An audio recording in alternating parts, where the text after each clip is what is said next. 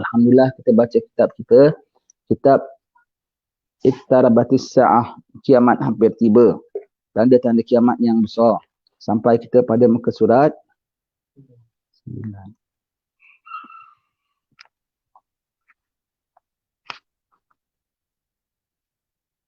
Kemungkaran berleluasa, betul? Baik. Perkara satu, kemungkaran berleluasa di masyarakat, peperangan demi peperangan dan Islam asing dari pandangan orang Islam sendiri. Ini semua adalah sebagai rumusan dan ringkasan daripada kitab yang pertama yang kita dah telah baca dahulu. Kitab Kiamat Masih Dekat, kitab satu. Ini angka satu ni, perkara satu ni adalah sebagai rumusan dan sebagai sedikit kesinambungan daripada bab yang dahulu kita telah baca. Sebenarnya semua gejala buruk dan huru-hara akhir zaman yang telah kita sebutkan dalam buku 40 hadis peristiwa akhir zaman yang baru kita singgungkan dalam mukaddimah tadi adalah sebagai tanda-tanda hampirnya kemunculan Dajjal. Betul ya? Jadi apa yang kita katakan semua tu tadi dalam tanda-tanda kecil tu, itu adalah mukaddimah, petunjuk jalan to usher in the era of Dajjal. Dajjal punya era sesat, Dajjal punya era degil, Dajjal punya era orang pentingkan dunia. Macam mana? Kita kalau dengar nanti akhir zaman, kalau na'udzubillah orang boleh berimankan dengan Dajjal, mempertuhankan dia, bagaimana? Dari sekarang dah mula latihannya. Dari sekarang dah mula dunia lagi besar. Dari sekarang dah mula lebih lagi agama bukan paling besar. Agama bukan paling besar. Nyawa paling besar. Agama paling besar. Nyawa nombor 2. Harta lagi bawah lagi. Agama paling besar. Apapun ukur taranya, memang agama kita bukan agama yang rigid, yang keras. Apa ukurannya kalau sampai agama sampai jadi terancam, hati-hati sekali. Paling-paling kita jaga dalam apa-apa hal sekalipun kita lihat yang berlaku, agaknya apa akibatnya. Taruhlah kita nak main saham sekali ke, ataupun kita nak buka company ke, ataupun kita nak pergi jalan makan angin ke, ataupun kita nak makan mie rebus ke, apa saja kita tengok nombor satu, duit aku kena tipu ke tidak, betul tak? Duit aku kena tipu ke tidak? Sebab kita tengok, oh mahal sangat, sepinggan mie rebus sudah harga sampai RM30, duit aku kena tipu, aku tak beli. Baik, lepas itu kita tengok, kalau harganya patut sekalipun, kita tengok nyawa terancam tak? Kesihatan terancam tak? Makan mie rebus, makan mie rebus tapi aku tengok Allah tempat dia punya kotor, nampak ada tikus selalu apa semua, nak makan tak? Tak nak makan walau murah sekalipun. Pasal apa? Ada nyawa terancam. Last sekali, harga bersih, harga pun patut, tempat pun bersih, tapi tengok agama dia terancam tak? Tengok kedai ni banyak tukang masak dia, ada non-muslim, ada apa semua, campur-campur semua. Aku bimbang kalau ada terjejas dalam agama aku, terus tinggalkan. Agama nombor satu. Jangan agama kau tengok, agama fleksibel. Walaupun non-muslim yang masak, tetapi kalau halal boleh makan. Walaupun asal kita takut ada terjejas akan agama kita, apa pun perkara. Perkara perubatan baik, perkara kesihatan baik, perkara kewangan baik, perkara kehidupan, pekerjaan baik. Kalau kita nampak sampai agama aku terjejas, baiklah aku ikut agama. Aku takut dengan aku memandangkan agama aku fleksibel, aku jadi twist-twistkan agama aku. Aku pintal-pintalkan agama aku. La, agama fleksibel untuk memudahkan kehidupan kita. Bukan untuk kita pintal-pintalkan ahwal agama. Jadi segala yang keluar tanda-tanda yang sebelum ini kita dah baca, tentang araknya, tentang perempuannya, tentang hiburannya, itu semua tu adalah untuk menjadi penyambut, menjadi pintu masuk bagi era kedajjalan, to usher in, untuk mengiring akan eranya Dajjal.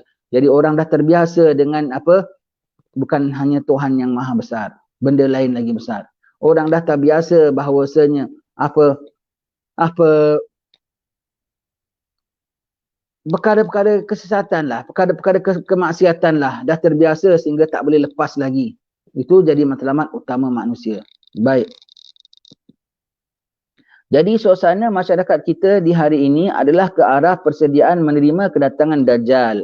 Persediaan menerima kedatangan Dajjal to usher in the era of Dajjal.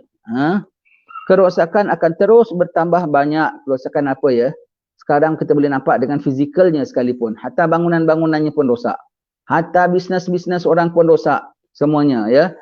Kalau dulu setakat kerosakan akhlak saja. Kerosakan akhlak, kerosakan tingkah laku, kerosakan amal. Sekarang sampai kerosakan apa sekalipun, kerosakan kehidupan pun dah rosak. Nanti kita akan lihat sampai bangunan-bangunan pun rosak. Pada kita kalau bangunan masih okey, kereta api masih bergerak, tu namanya belum rosak.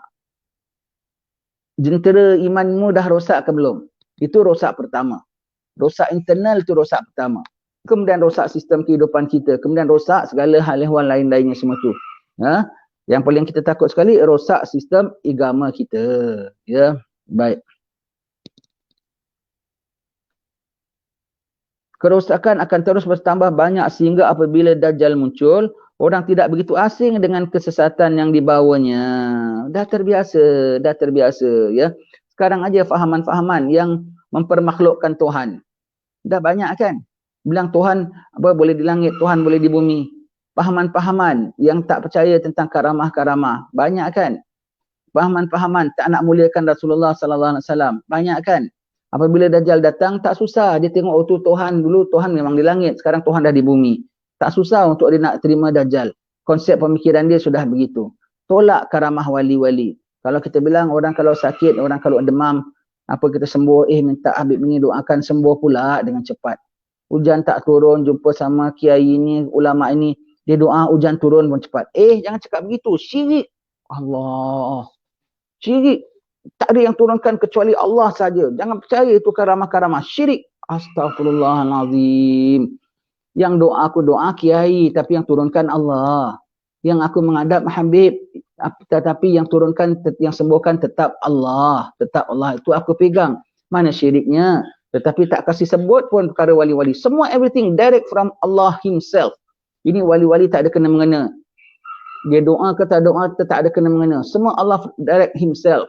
Nafikan. Nanti kalau dia bilang semua direct from Allah, kita pun tahu semua from Allah. Tapi di situ ada Allah kabulkan doa setengah-setengah hamba-hambanya.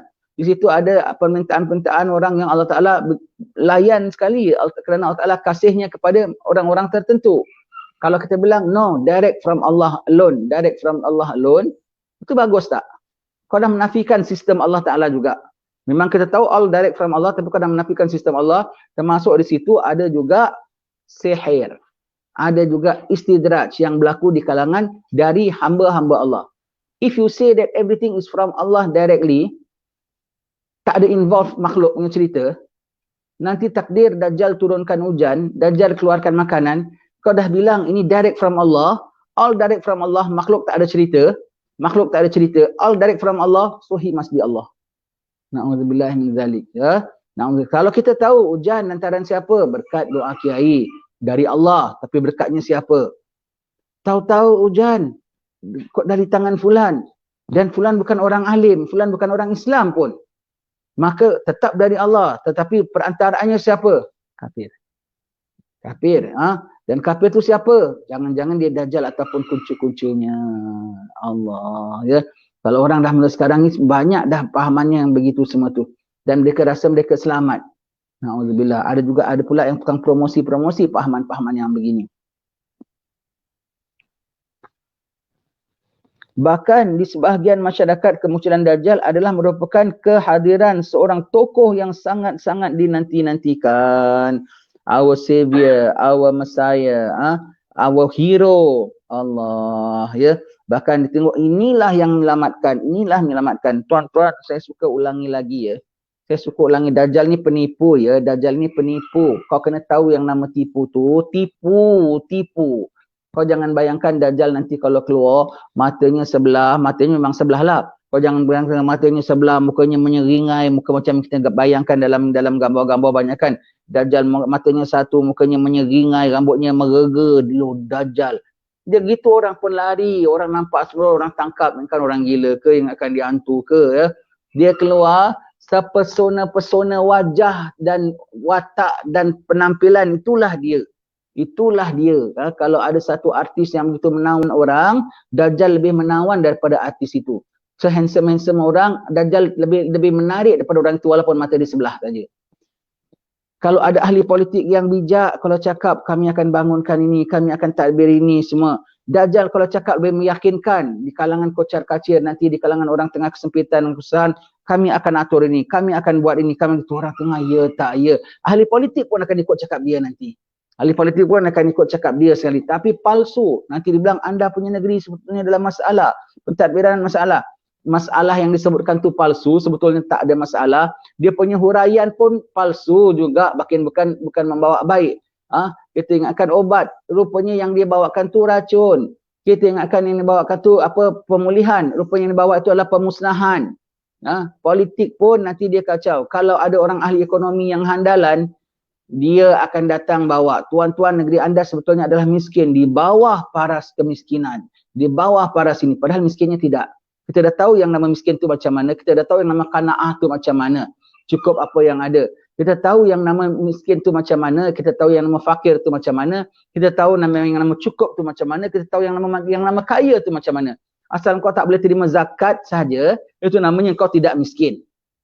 Kau sudah terjumlah kaya, asal kau tak terima zakat saja, kau sudah kira cukup, kau sudah kira kaya, sudah kira kaya. Kalau sampai kau sudah keluar zakat saja, kau dikira mewah. Kau dikira mewah, ya. Tapi nanti orang yang dah keluar zakat sekalipun, orang yang ada savingnya banyak sekalipun, dia bilang sebetulnya anda masih di bawah paras kemiskinan. Anda tak begini, anda akan ketinggalan. Tengok income di negeri mana, income ekonomi anda teruk, pada bohong. Dia bilang ekonominya teruk, tetapi tidak. Nanti dia bilang kami ada solusinya, kami akan buka kilang di sini, kami akan buka, pembohong. Dia hanya 4 hari, 40 hari, mana dia sempat nak bikin apa semua. Yang dikatakan kita dalam derita, kita dalam ini semua, bohong. Dan dia punya solusinya pun bohong. Kau ikut dia makin ranap ekonomi kau. Kalau ada apa pakar perubatan, dia tampil sebagai pakar perubatan. Orang tak sakit, dia bilang dia sakit. Anda sakit, anda kena kurap, anda kena itu, anda kena semput, anda kena ini. Yang dia cakap sakitnya semua tu bohong. Tak real sakit pun, not real sakit pun, not real sickness pun. Anda sakit, anda penyakit, bukan betul pun, sebetulnya tak sakit pun. Kau sampu gosok minyak cat kapak aja dah hilang dah umpamanya, ya. Tapi dia bilang anda sakit dan sakit anda serius dan kronik. Saya ada obatnya, penawarnya. Sakitnya bohong, obatnya pun bohong. Makin kau pakai, kau jaga sakitnya, kau makin jadi porak-peranda, kau makan obatnya, makin kau teruk, makin kau mati. Bohong semua. Tapi orang percaya dialah pembawa penyelamat nyawa manusia. Kemudian kalau ada apa ahli ekonomi apa semua tadi, dia bilang kami akan bangkitkan ekonomi orang apa semua tu. Miskinnya bohong, ekonominya pun bohong.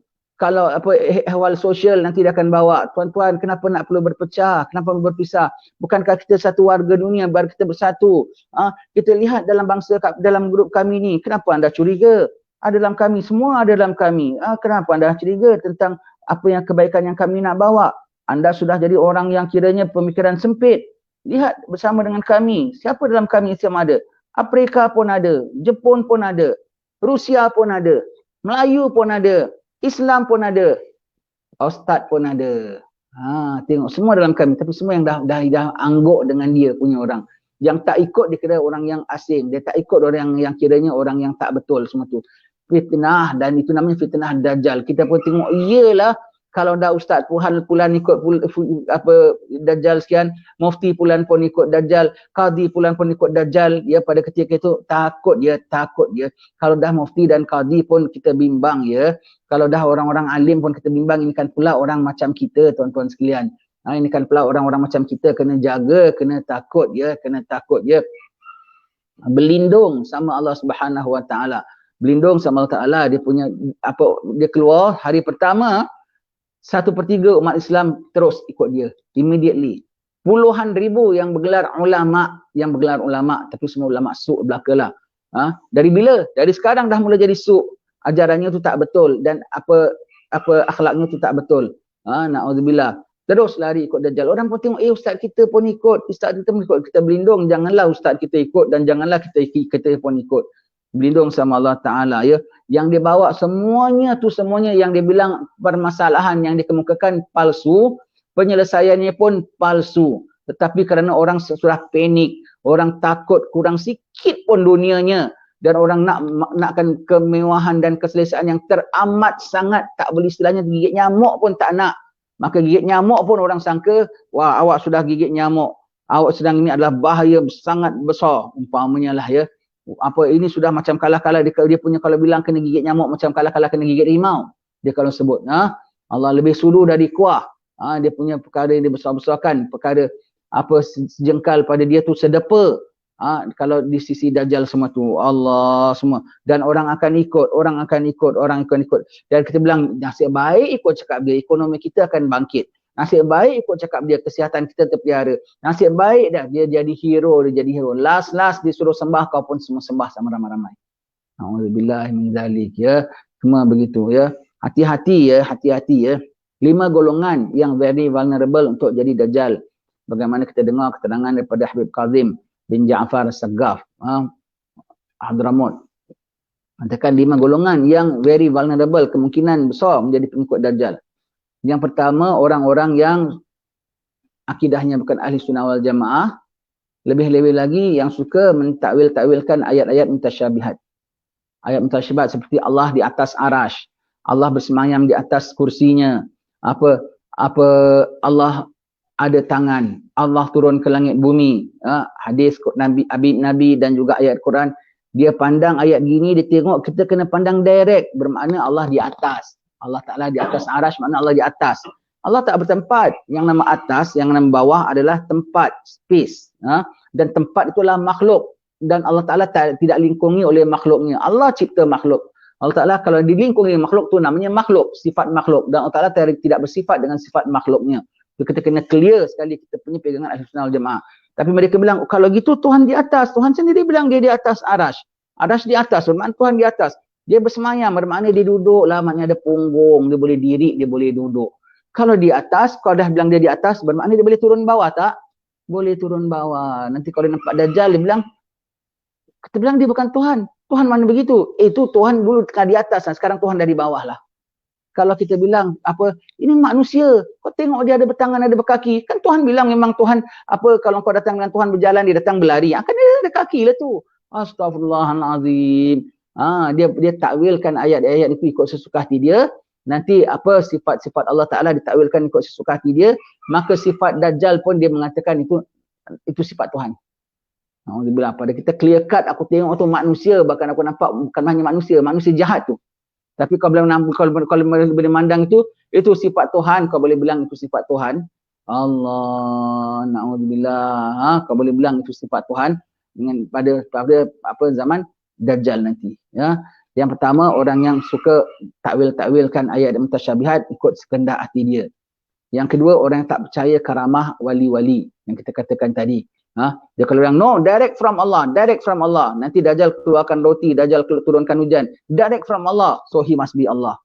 Kalau kita bilang ada manusia di situ, ada makhluk di situ menjadi perantara, seperti orang buat sihir, diizin oleh Allah Ta'ala, tetapi diizin oleh Allah, berlaku dengan izin Allah Ta'ala, tapi yang punya kerja siapa? Yang initiate siapa? Tukang sihir. Memang diizin oleh Allah Ta'ala, hujan turun, tapi yang doa siapa? Wali. Tapi kena tengok perantaranya tu siapa? Maka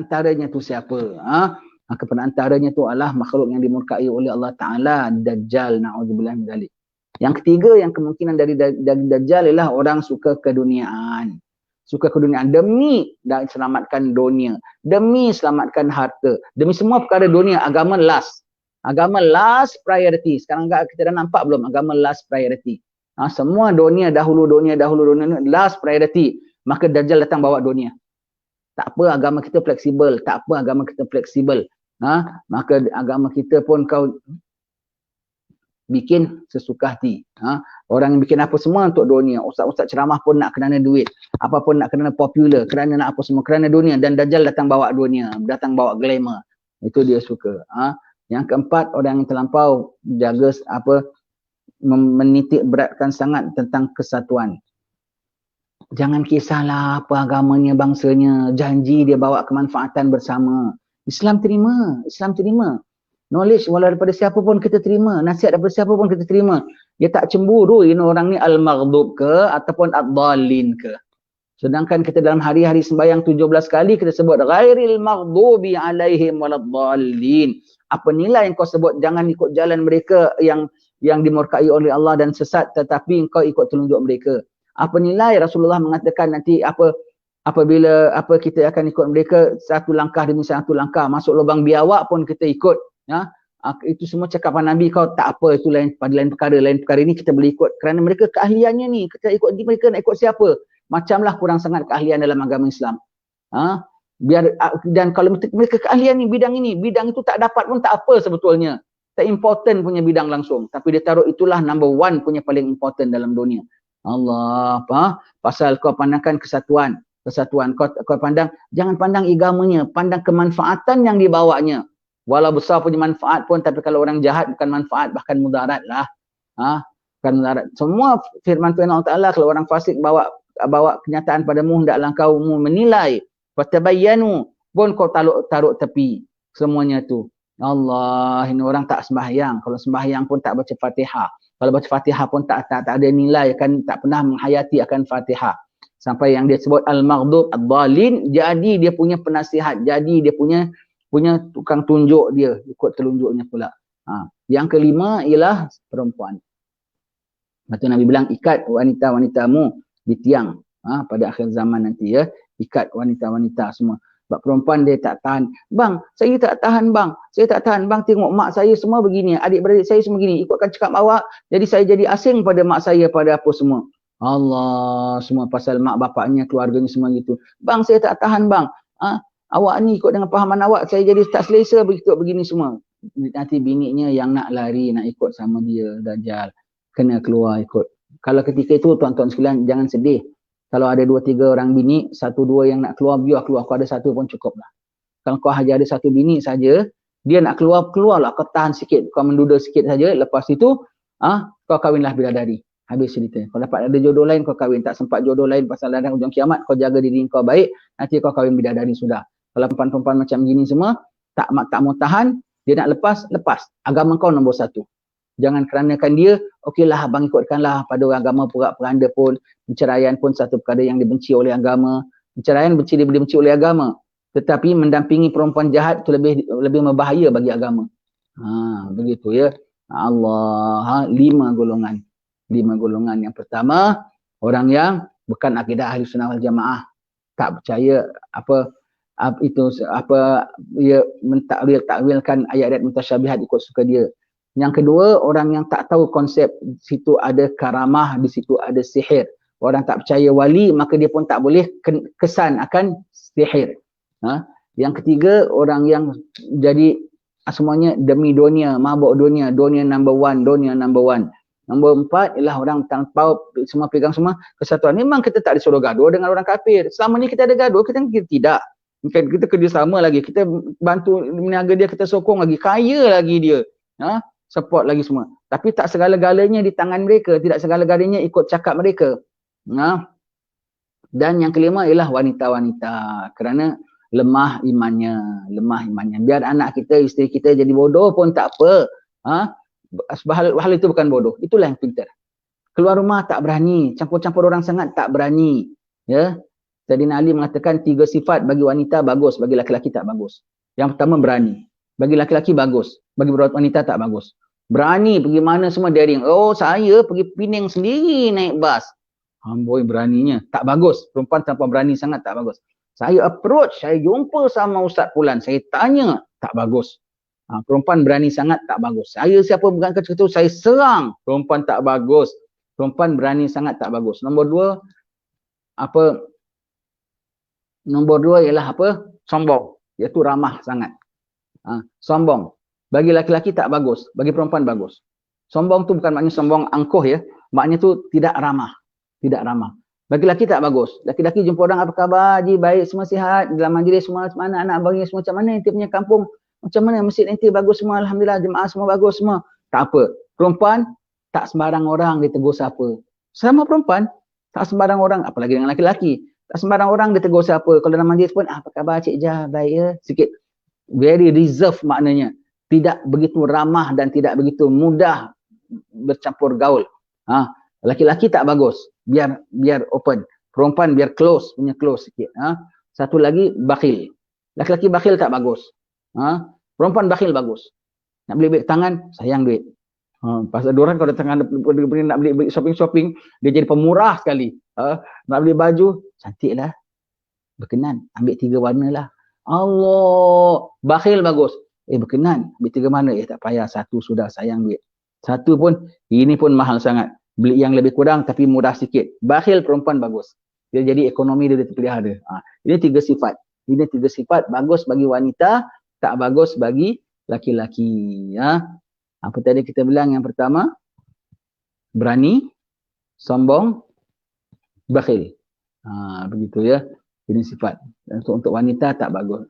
Setengah-setengah ada bagus bagi laki-laki, setengah-setengah tak bagus bagi wanita. Baik ya. Jadi di antara yang ditakutkan ini perempuan. Dia akan terpengaruh. Dia tengok jiran dia gitu, tengok dia kakak dia gitu, sepupu dia gitu. Semua dia tuntut laki dia. Bang, awak kena fikir bang. Bang, awak kena fikir bang. Kalau gitu kita tak dapat campur saudara mara bang. Bang, awak kena fikir bang. Dia tak tahan. Dia tak endure the pain. Dia tak sanggup semua itu ya. Semua dia nak lepas sahaja begitu ya. Jangan begitu kaum ibu. Tak kuatkan takwa. Alhamdulillah awak orang perempuan kalau dia dah baik betul tau. Siapa pujuk pun dia tak nak orang perempuan. Tapi kalau dia dah degil betul. Siapa pujuk pun dia tak peduli. Orang perempuan kalau dah betul sampai Rasulullah kalau contohkan perempuan. Iman, Nabi kalau bilang gigitlah imanmu dan peganglah imanmu sebagai pegangannya perempuan tua. Nabi sebut perempuan tua. Sebab perempuan tua ni tak mudah dipengaruh. Dia kalau dia bilang ya, ya. Kalau dia bilang tidak, tidak. Laki-laki boleh fleksibel juga. Perempuan tidak. Itu tengok yang ada perempuan, kebanyakan perempuan mudah terpengaruh. Tapi setengah-setengah perempuan tua kalau dia bilang ya, ya. Dia bilang tidak, tidak. Ikut, kalau bukan kita bilang semua perempuan jahat ya. Ada perempuan yang okey. Ikut pegangan perempuan yang begitu. Dia bilang tidak, tidak. Suami yang pujuk pun dia tak nak juga. Tapi kena pegangan yang betul lah. Jadi tak mudah terpengaruh. Baik, masyarakat kita hari ini sudah banyak kehilangan nilai-nilai murni. Nilai-nilai murni, muliakan orang tua sudah tak lagi. Umpamakan orang nak ibadat sudah tidak lagi. Umpamakan apa Allah sekarang, umpamakan yang selain daripada Allah nombor 1.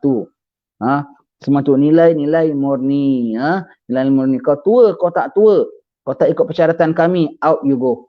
Allah, dah tak ada belas ihsan lagi, nilai-nilai murninya lagi ya. Peri kemanusiaannya tak ada, bukan kemanusiaan lah, peri keihsanannya pun dah tak ada. Peri keinsafannya pun dah tak ada lagi ya. Sampai peri kemanusiaan pun dah tak ada. Baik. Banyak perkara penting dalam agama tetapi masyarakat tidak memberikan perhatian yang sewajarnya. Perkara penting dalam agama. Dicontohkan di sini Kai fahmi iaitu apa? Seperti ilmu fardu ain oleh para ulama, iaitu ilmu wajib dipelajari oleh setiap individu muslim. Kenyataannya ilmu ini tidak dapat tempat di hati masyarakat. Sebaliknya ilmu yang dikatakan fardu kifayah seperti sains, matematik lain, termasuklah ilmu fardu kifayah tu fiqh yang halus-halus, itu fardu kifayah. Termasuklah ilmu fardu kifayah itu apa, belajar astronomi, falak, itu fardu kifayah, bukan fardu ain. Yang orang ahli dalam bidang itu tahu, tempat rujuknya. Tapi aku tengok masuk toilet pun tak jaga adabnya. Aku tengok wuduknya pun setakat sini saja, kerat saja. Sikit naik pun tidak. Itu masih, walaupun ini sunnah, tapi ilmu itu masuk dalam fardu ain. Dan ilmu itu untuk diamalkan. Macam mana kau belajar ilmu yang fardu kifayah, ilmu fardu ain kau tak ada tinggi-tinggi punya. Menjadi pakar rujuk dalam tafsir, menjadi pakar rujuk dalam hadis, dalam bahasa Arab, semua tu. Itu semua fardu kifayah. Semua tu. Dalam nahwu dia number 1, cakapnya tak, orang cakap salah dia ketawakan aja. Allah, sembahyang pun tak awal waktu. Tak bagus. Sembahyang pun tak pakai songkok. Songkok itu memang sunnah. Tetapi dia part of sembahyang punya kesempurnaan, pakaian dalam sembahyang. Part of sembahyang. Yang kau jaga tu bukan songkoknya, kau jaga sembahyangnya. Jadi kalau orang tak pakai songkok tu bukan dia tak ikutkan sunnah songkoknya tu, dia tak sempurnakan sembahyangnya.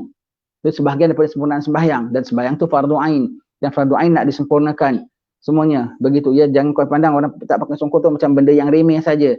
Sebab itu kalau dalam sembahyang yang dijaga tu sembahyangnya. Yang sembahyang ni bukan fardu ain. Ini bukan fardu ain. Sembahyang kau fardu ain. Dan fardu ain kena buat sebersih-bersih dan selengkap-lengkapnya semuanya. Fardu ainnya kocar kacir. Kau tanya sifat Allah saja. Kau tanya sifat Allah. Sifat 20. Tunggang langgang dia menjawab. Tasawuf lagi. Semua. Oh, kita jangan jadi sufi. Nanti kita jadi akal kita jadi sempit. Allah, jangan jadi sufi nanti jadi gila. Sufi aja gila. Engkau yang gila. Astaghfirullahalazim, tak senonoh semua. Ha?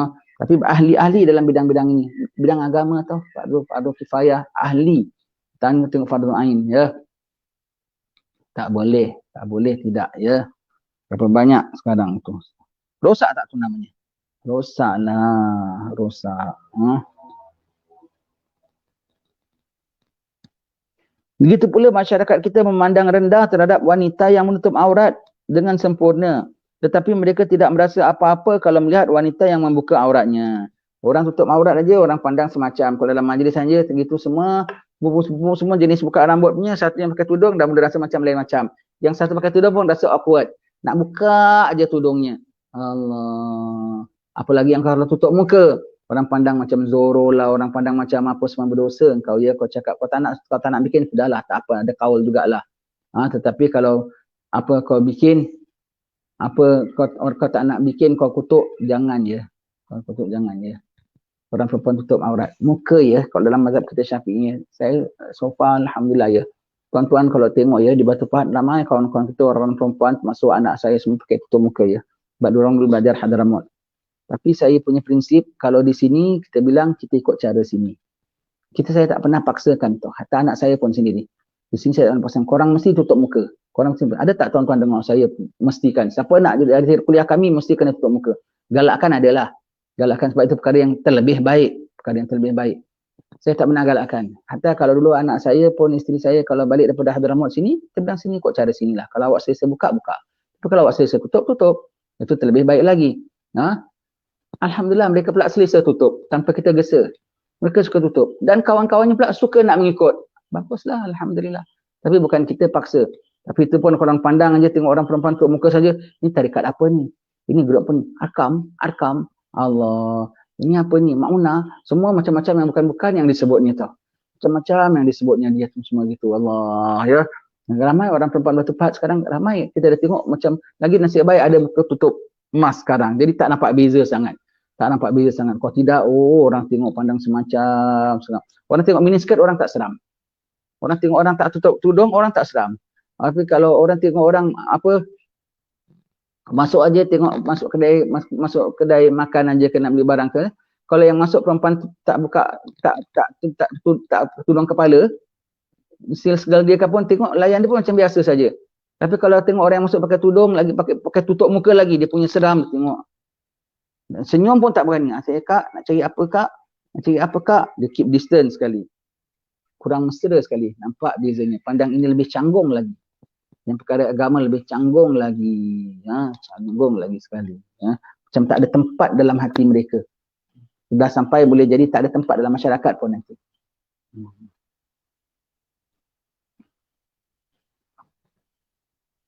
Kalau begitu, keadaan masyarakat Islam hari ini, maka bagaimana pula keadaan mereka 10 tahun yang akan datang. Kitab ini ditulis 1997. Dengan sekarang dah berapa tahun? 24 tahun. Dah 10 tahun, dah 24 tahun dah lalu, wahai Tuan Guru. Dan keadaannya sebagai anda cakap, dah lipat kali ganda dah berlaku. Allah, ya. Zaman ni tahun 97 dah cakap begini, apalagi zaman kita sekarang dah 24 tahun berlalu. Jadi suasana masyarakat terus saja membuat persediaan untuk menerima kemunculan Dajjal. Jadi Dajjal punya ideologi not difficult for them to accept. Dah terbiasa. Ya, perlahan-lahan. Sebab itu, ya, dari zaman Nabi Adam dah ingatkan umatnya tentang fitnah Dajjal. Dajjalnya keluarnya zaman kita, akhir zaman. Tetapi seperti peringatannya sudah daripada awal zaman. Kenapa? Ujiannya sudah ada, degilnya sudah ada. Sebab itu persiapannya, ya.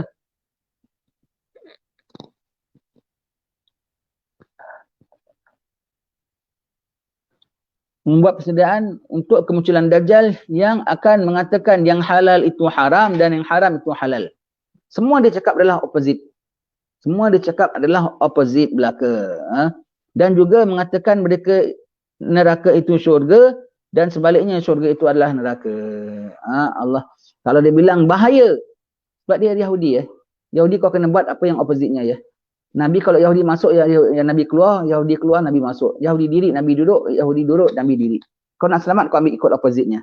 Itu selamat. Kau nak selamat, kau ikut yang opposite-nya tu selamat. Ya. Nabi baca hadir jenazah, Nabi diri. Kristian kan sama diri. Hadir jenazah, Nabi diri. Kali Yahudi tengok, Muhammad, kau pun hadir jenazah diri macam kita ya. Terus Nabi duduk. Dia punya jengkel, ini Muhammad tidak kita buat, mesti dia buat menyalahi kita. Dia tahu Nabi tak berkenan dia. Nabi tak berkenan dia. Jadi apa dia buat semuanya terbalik. Kalau kau tengok dia dicadangkan pakai baju biru, kau pakai baju purple.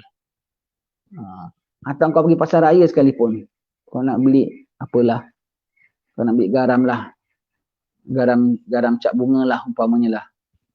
Kalau tengah bayar kau tengok kat kaunter, orang ni pun beli garam cap bunga juga macam aku. Tengok Yahudi, alamak, terus balikkan. Hari tu kau tak beli garam pun tak apa, masuk laut tawar pun tak apa. Hanya kerana nak berselisih daripada mereka. Kalau perlu sangat nak beli garam pun, aku tak nak beli garam cap bunga. Beli garam cap apa?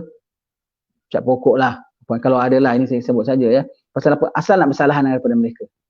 Tak beli ikan pun. Kalau dah beli pasar sini, ikan berapa sekilo? Ikan kembung. Kan? Tengok dah pilih-pilih sekali kau tengah-tengah tengok. Sebelah kau pun beli ke. Dia pun beli sama juga. Tak apa, saya tak jadi saya beli ikan tenggiri. Jangan asal pokoknya bercanggah dengan mereka. Itu bagus. Apa yang dicakap syurga itu adalah neraka. Yang dicakap neraka itu adalah syurga. Apa yang bilang sembuh itu adalah sakit. Apa yang bilang sakit itu adalah sihat. Betul. Apa dia bilang jahat itu adalah baik. Kita bilang baik itu adalah jahat. Jadi sekarang ni kau kena hati-hati. Itu apa tu siapa tu? Bukan kita bilang syurga kau jadi orang yang terbalik. Itu namanya orang yang faham hikmah. Orang yang tahu hakikat. Maka dia tidak mudah terikut. Ya. Dalam suasana antara bangsa pula, kita dapat menyaksikan berlakunya penindasan, kezaliman, penindasan antara bangsa ya. Di tempat kita rasanya belum ada tindas menindas lah ya, belum sampai tahap apa orang atas tindas orang bawah ya. Negeri lain mungkin sudah ada. Kezaliman, kezaliman tu apa? Tidak meletakkan sesuatu pada haknya. Zaliman apa? Nombor satu, hak Allah. Zalim. Zalim, yang buat tu orang zalim. Hak Allah tak diberikan dahulu. Hak Allah. Zalim nombor satu ialah hak Allah tak diberikan dahulu. Kemudian hak manusia, hak kemanusiaan tak diberikan dulu. Nyawa orang tak kisah. Nyawa orang tak kisah. Kalau contohlah, kalau orang makan mie rebus, 3 orang cerit-berit, 2 orang masuk wad, 1 orang dah mati. Agak-agak di-stopkan tak? Stopkan, dikaji siasat. Tapi akan timbul satu isu pada satu zaman nanti, bukan 5 orang masuk wad. Berpuluh orang mati atas satu perkara. Orang bilang, oh no, it's not because this matter. Not because of this reason. Ada reason. Ibarat kedai mie rebus tu, kalau orang sampai mati cerit-berit, bukan. Ini bukan pasal kedai mie rebus ini. Ini sebab lain. Ini sebab lain. Tapi semua orang tak ada makan lain kecuali makan mie rebus ini. Sampai cerit-berit, sampai masuk hospital. Oh tak ada, itu sebab lain. Kedai mie rebus ini tak ada apa-apa. Zalim tak? Zalim. Lepas tu tutup kedai tu. Stopkan dia punya kegiatan dia. Siasat dulu. Pastikan dahulu. Selamat nyawa orang baru buka balik. Semua. Tak kisah. Nyawa orang dah tak ada nilai lagi. Kau mati pun matilah. Tak ada. Jangan salahkan ini mie rebus. Tak ada, mie rebus semua bagus. Semua sihat. Tak ada apa-apa semua. Allah. Zalim tak tu? Zalim. Sampai orang jual mie rebus taruh racun tikus pun kau kasih orang jual juga. Allah. Tak apalah kau dapat keuntungan daripada warung mie rebus itu. Baik ya. Kezaliman. Peperangan demi peperangan.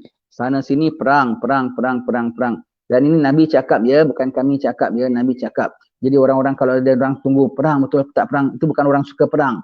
Pasal Nabi bilang ada perang. Maka setiap kali orang tengok ada kawasan besar bertelaga, orang semua tunggu. Adakah ini perang yang dimaksudkan oleh Nabi? Sebab itu orang beriman dengan Nabi. Bukan siapalah suka perang, kalau orang suka perang, yang orang diri macam tunggu-tunggu perang saja.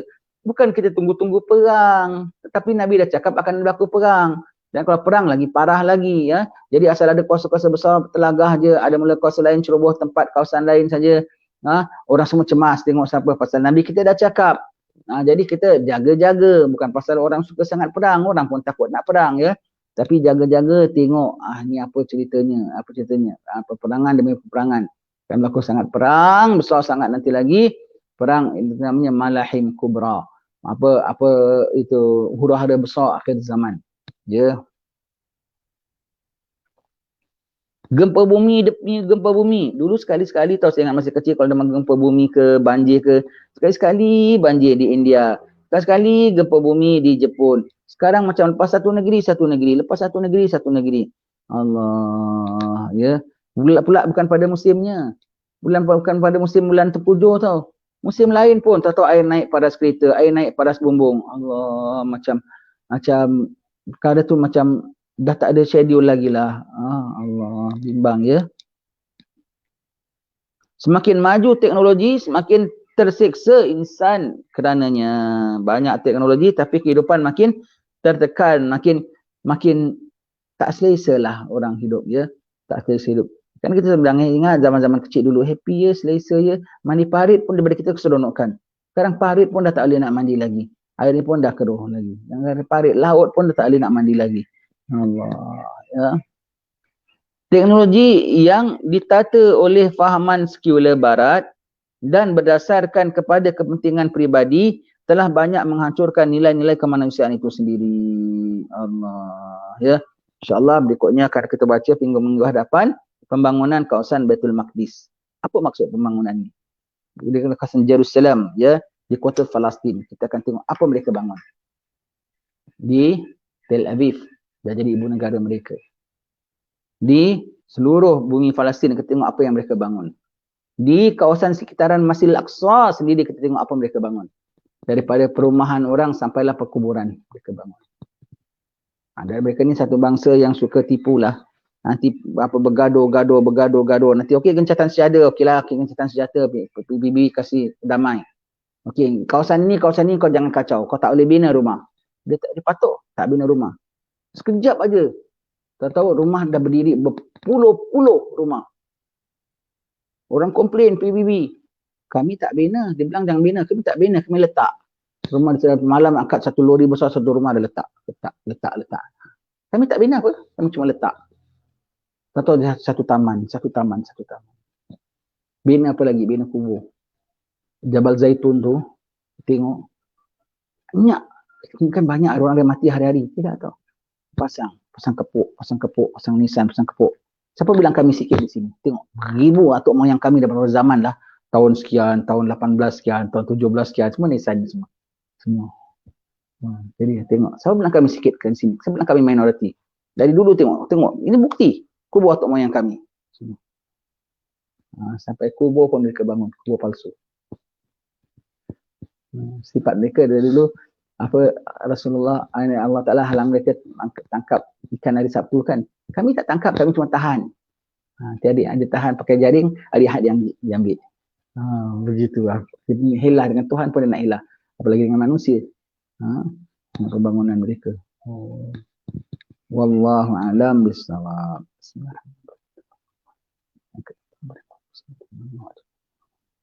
Alhamdulillah. Sekian. InsyaAllah jumpa lagi. Assalamualaikum warahmatullahi wabarakatuh.